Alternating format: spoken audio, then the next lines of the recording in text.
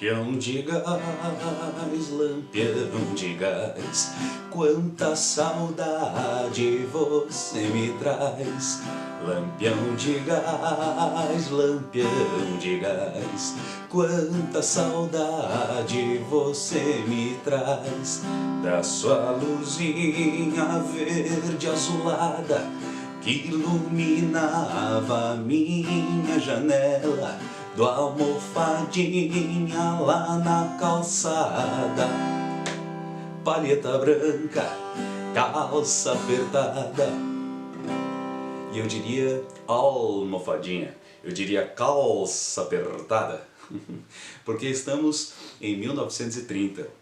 E desta década, assim se estendendo para 1940, 1950, 1960, alguns inclusive até os anos 2020, com os bisavôs e bisavós que nós temos aí, era muito típico que se falasse o L com som de L e não com som de U.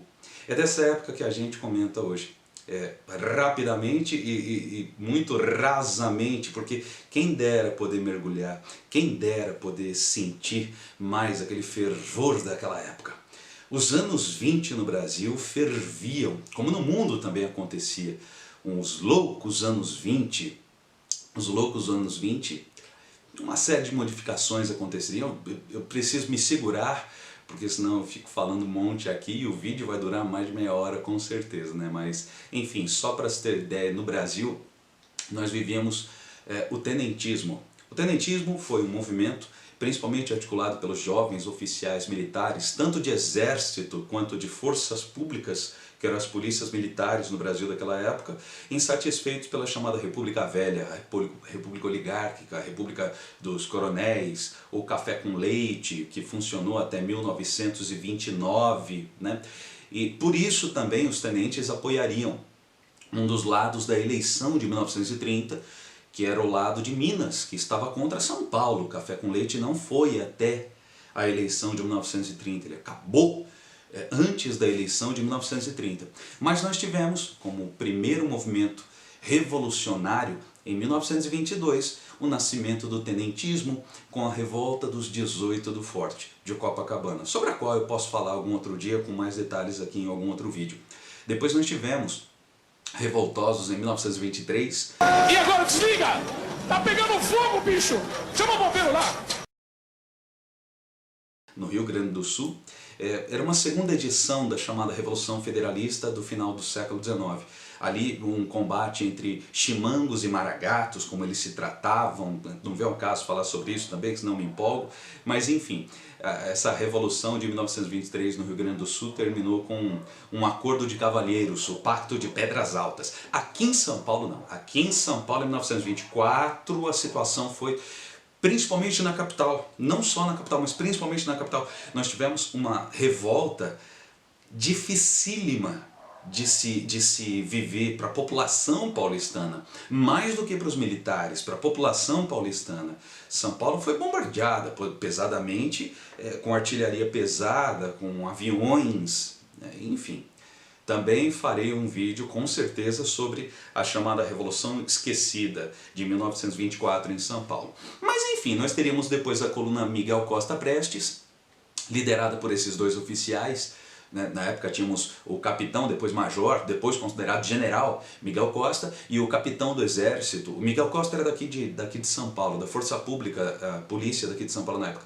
E do exército, lá no Rio Grande do Sul, o capitão Luiz Carlos Prestes, famoso capitão Luiz Carlos Prestes, alcunhado, quer dizer, apelidado historicamente, com fama, por Jorge Amado como Cavaleiro da Esperança.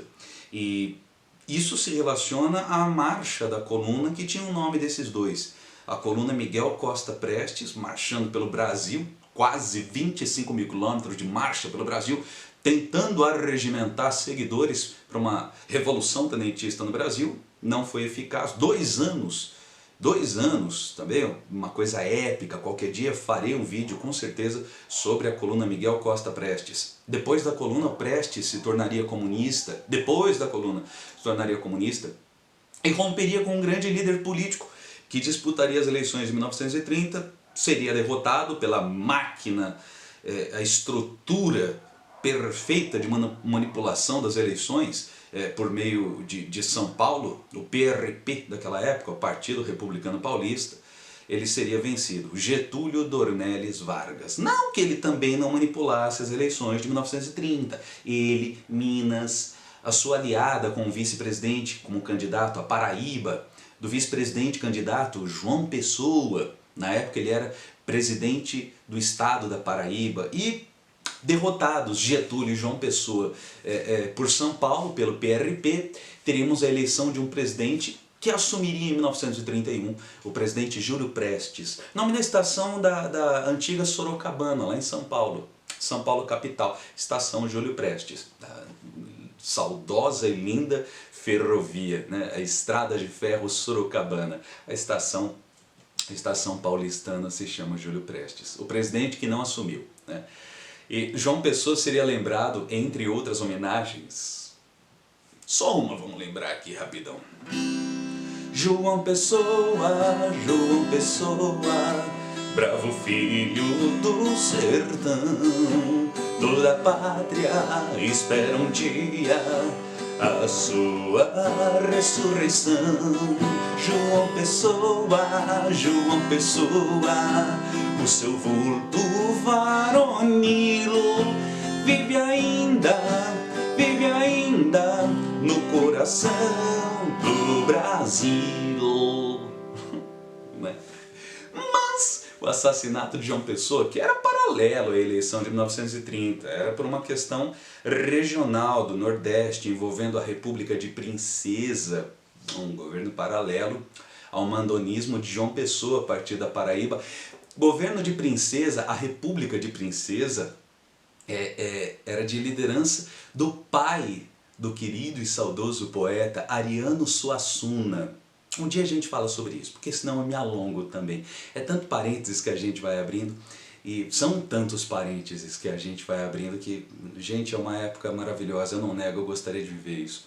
Eu imagino conhecer Juarez Távora, Joaquim Távora, João Alberto, Batista Luzardo, Oswaldo Aranha, aquele que depois seria o criador do Estado de Israel, Lampião, Corisco, Dadá, Maria Bonita, que também vivem nessa época, Padim Cício, Padre Cícero, o santo dos nordestinos, enfim. E em 1930, celebrando a Revolução Liberal de Getúlio Vargas, nós também tínhamos em São Paulo a aclamação às propostas do Getúlio. Como eu já falei para vocês em outro vídeo aqui no canal, depois procura aqui, eu tento colocar o link, ou então está aqui na descrição, não me incomoda, eu quero falar da Revolução de 30, né? E do aspecto simbólico que também temos em 30, pela música relacionada com São Paulo e a decepção, né, tão comum acontecer na política brasileira, a decepção com líderes, a decepção com promessas não cumpridas e etc. Mas uma crônica, aliás, crônicas, né, de época, nos dá uma inspiração de que, de repente, o Rio de Janeiro, com a chegada do trem da Vitória, trazendo as tropas de Getúlio do Sul, se tornaria, por mágica, um mar de lenços vermelhos, em apoio à exaltação representada, né, pelo típico lenço vermelho do gaúcho. Lembrando a Revolução Farroupilha, que uma tentativa de retomada seria a Revolução Federalista do final do século XIX, início da República, a Revolta de 1923, uma nova retomada em 1925 com a Coluna Prestes, e depois 1930 com a Revolução Liberal de Getúlio Vargas. Civis e militares, quantos e quantos voluntários estavam aliados para um Brasil novo. Aliás, até vou mudar aqui, a minha cobertura. Eu tenho aqui o gorrinho. Esse aqui é o gorrinho que seria utilizado pelas tropas de 30. Não é original, claro, né, gente? Pelo amor de Deus. Eu tenho um original e não vou mostrar hoje. Dá muito trabalho e etc, mas enfim. E aí, quantos se alistariam, ou nem se alistariam, mas simplesmente acompanhariam as tropas como voluntários, chegando até o Rio de Janeiro. Aqui em São Paulo houve ainda a homenagem do poeta Paulo Gonçalves e do músico Marcelo Tupinambá, numa marchinha que A letra é muito significativa. A letra é muito primeira geração romântica brasileira. Sabe, aquela exaltação entusiasmada de romantismo e idealização do herói, com palavras de ordem, colocações bonitas e melodiosas. Você sabe que o que eu penso dos românticos. Sei, É o seguinte, os românticos têm que se fuder. tem que se fuder. Tá. Aliás, a marchinha é de 1932. Errei. Dá pra cortar? Eu tô conversando comigo mesmo aqui, viu, gente? Errei. Errei. Tá, mas vamos dizer que é 1930. 2 aninhos, né? Vamos dizer que é 1930, vamos lá. Ela diz assim: prometemos salvar o nosso povo pela dedicação mais varonil, porque nós somos como um sangue novo, purificando o corpo do Brasil. Se um domínio funesto nos infama, comprometendo até nosso porvir, empunhe cada qual a sua flama. Flama é bandeira, viu? Bandeira. Que é dever de nós todos reagir. Vem conosco, ó brasileiro, auxilia os teus irmãos. Temos na fronte o cruzeiro.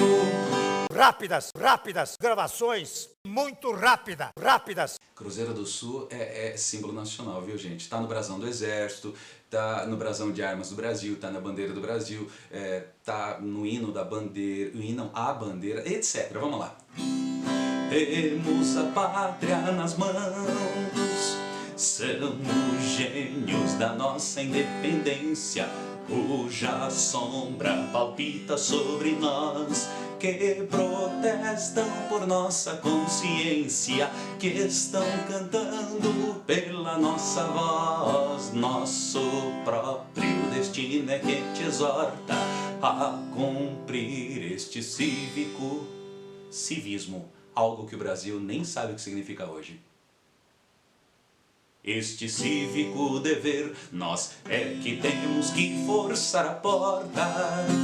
Só nós é que temos que vencer. Eu acho tão bacana essa parte.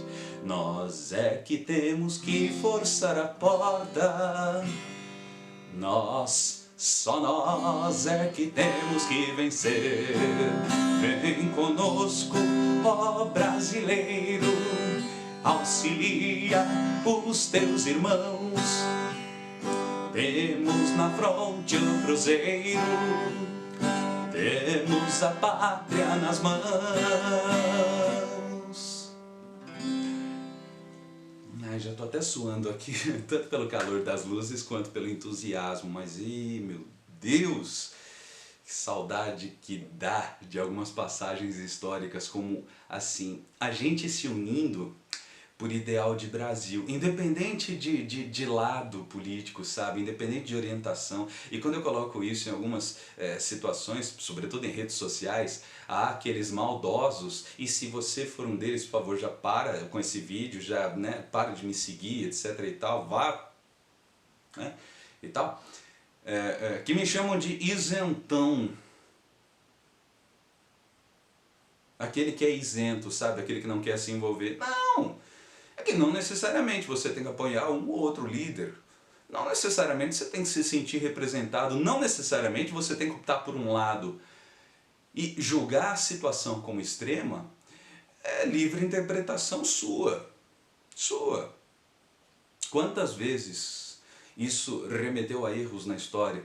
Só que muitas pessoas acabam interpretando como se fosse às margens de um golpe fascista que estamos, ou de um golpe comunista que estamos. Os dois lados de extremos tem que tomar cuidado e lembrar que são extremidades para não ficar julgando de modo raso as outras pessoas, as opiniões diversas.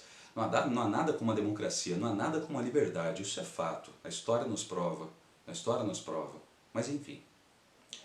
Em 1932, essa marchinha foi utilizada. Eu falei brincando, mas é sério.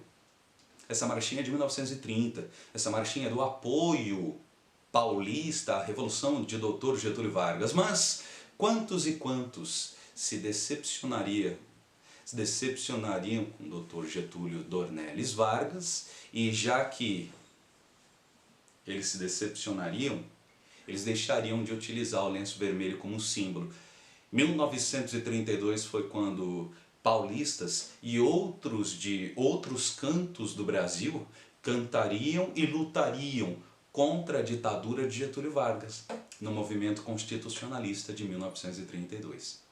Aí tem outras marchinhas, mas né, nem vem ao caso. Só vou lembrar uma delas. Só uma delas. Vocês conhecem aquela, com certeza, marchinha de carnaval, né? O teu cabelo não nega mulata, porque és mulata na cor. Mas como a cor não pega mulata, mulata eu quero teu amor. Tens um sabor bem do Brasil, tens a alma cor de anil. Mulata, mulatinha, meu amor. Eu esqueci. Lembra do refrão? Errei. Mulata, mulatinha, meu amor. Fui nomeado teu tenente interventor, como os homens nomeados por confiança de Getúlio para governar os estados brasileiros. Até Getúlio seriam presidentes de estado. A partir da Revolução de 30 e Getúlio nomeando homens de confiança, seriam tenentes interventores, os interventores federais. Aqui na música, lembrados no Carnaval de 1932, como quem diria: mulata, mulatinha, meu amor. Quem manda em você agora sou eu, né? Mala, recalque, tóxico. Mas enfim, faremos uma paródia aqui em São Paulo. O teu governo não nega Getúlio, que foi uma tapiação. A ditadura não pega Getúlio, faz dela bucha de canhão. Só tens apoio dos derrotistas, dos tenentes outubristas. Getúlio, Getulinho, por favor, desiste logo de bancar o ditador. E outro dia a gente conversa mais sobre 32, Getúlio, etc, etc, etc. Beijo, valeu, falou, tchau. Tentemos ser mais próximos. Unidos eu sei que é difícil, mas tentemos ser mais próximos.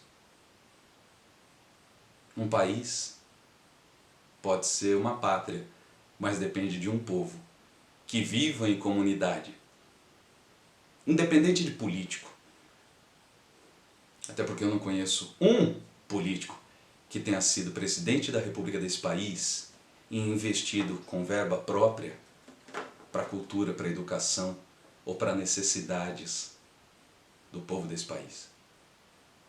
Não percamos tanto o nosso tempo. Tá, chega, tchau.